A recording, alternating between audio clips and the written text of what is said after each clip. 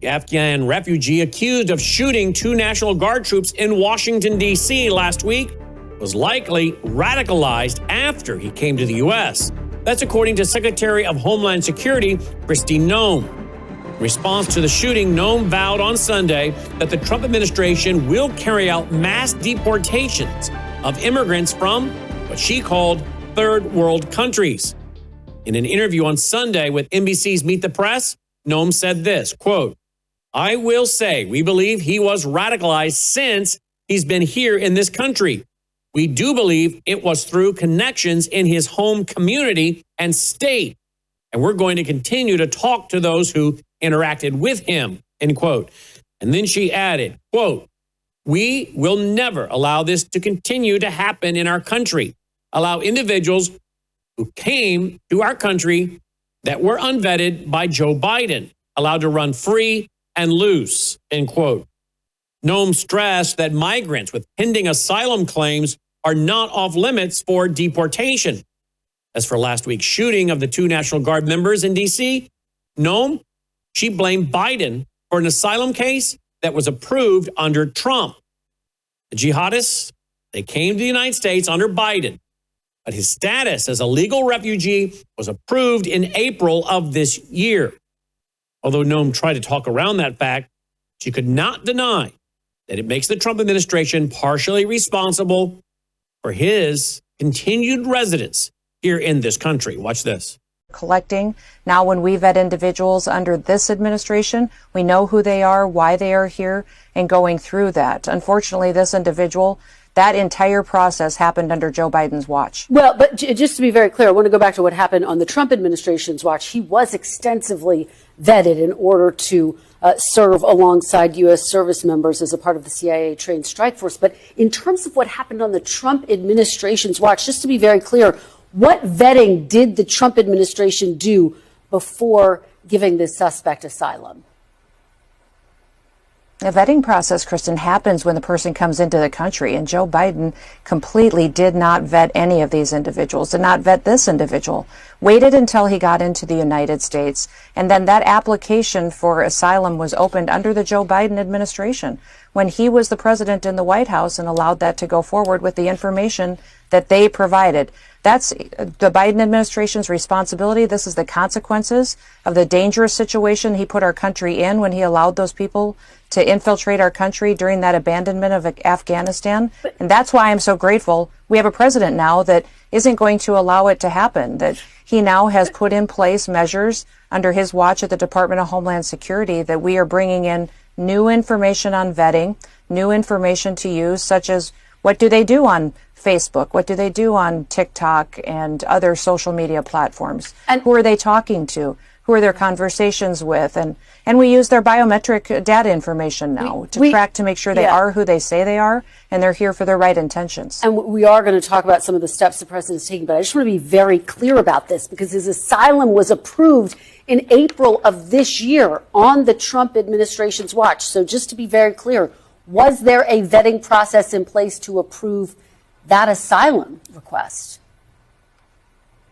Yeah, the vetting process all happened under Joe Biden's administration. But was he vetted when he was granted asylum? Are you saying he wasn't vetted when he was granted asylum? Vetting is happening when they come into the country, and that was completely abandoned under Joe Biden's administration. To be clear, Afghan refugees have been entering the United States almost without pause since shortly after the U.S. invaded Afghanistan back in 2002. The U.S. has been repatriating Afghans who worked with U.S. military forces since the George W. Bush administration.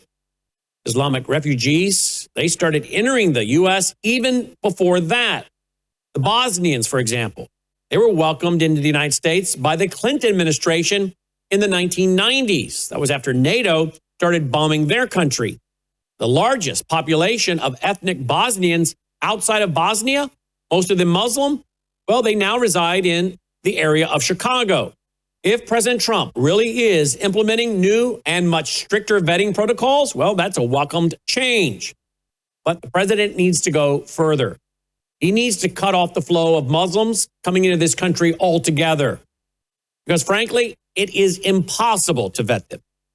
Kristi Noem admitted this when she said that the D.C. shooter was radicalized after he arrived here on U.S. soil. She completely negated everything she said after that about Biden when she admitted that this man was considered safe on entry, only to have, gone over to the dark side, apparently, after he arrived here.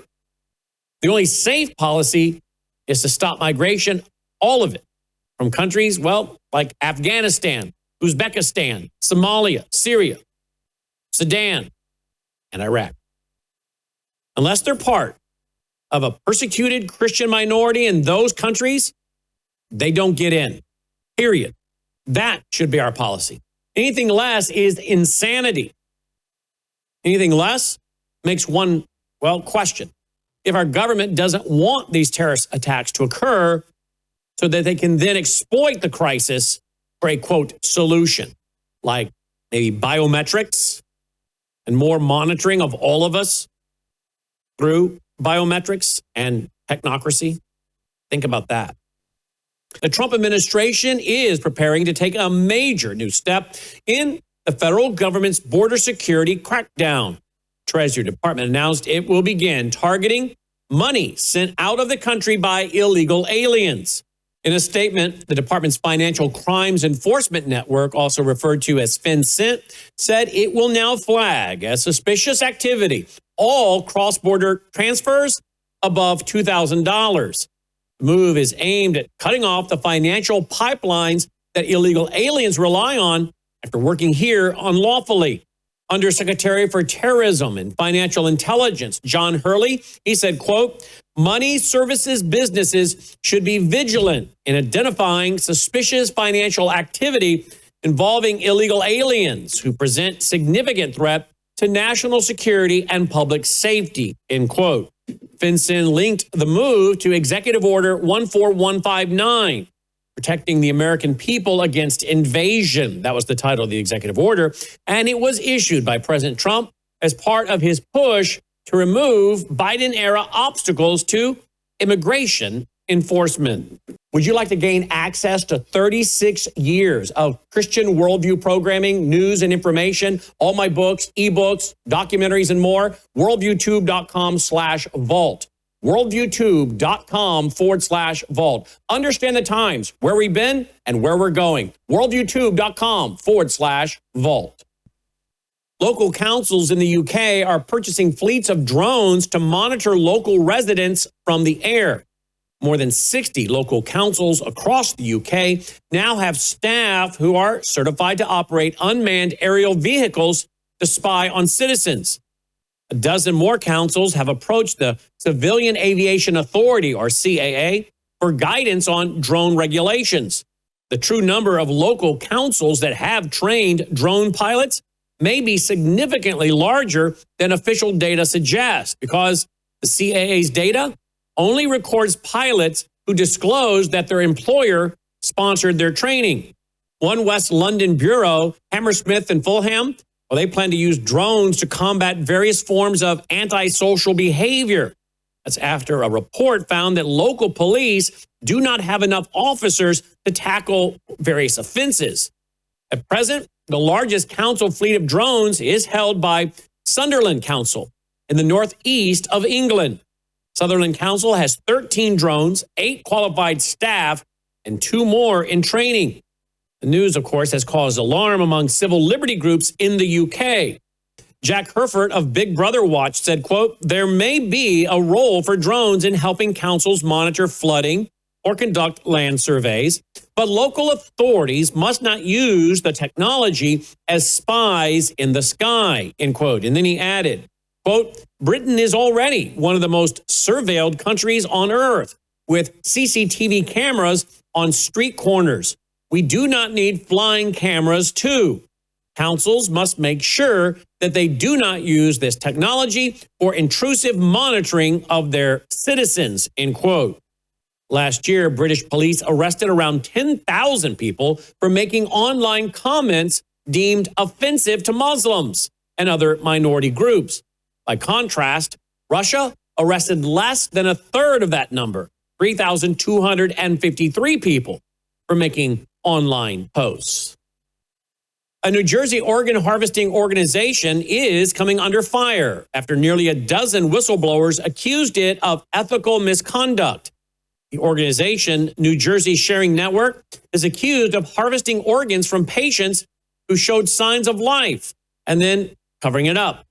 2 GOP congressmen are now looking into the network's actions and demanding documents. House Ways and Means Committee Chairman Representative Jason Smith of Missouri and Oversight Subcommittee Chair Representative David Schwerkert of Arizona sent a blistering letter on November 19th demanding documents and more than 30 transcribed interviews from the New Jersey Sharing Network. Their letter cites what they called, quote, several egregious actions and potential violations of federal and state statutes, end quote.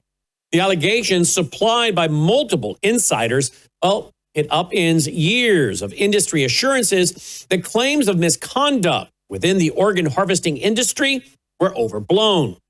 The most explosive allegation says that organs were harvested during a circulatory death.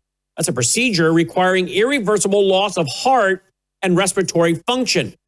The whistleblowers allege that the patient reanimated after the recovery process began. And according to the letter, when the administrator on call notified leadership, the Sharing Network allegedly told staff to continue with the recovery despite clear signs of life. Thankfully, the hospital intervened and halted the procedure, saving the patient's life. Whistleblowers also say that the organization deleted or manipulated documents related to that incident. The letter further alleges the Sharing Network skipped hundreds of patients on the transplant wait list. Dozens of those patients later died. The group harvested organs without proper consent. It operated a fraudulent taxpayer-funded research program. Leadership may have lied to Congress, and staff worked under a culture of fear and retaliation. Representative Smith said he is prepared to issue subpoenas if the organization does not comply.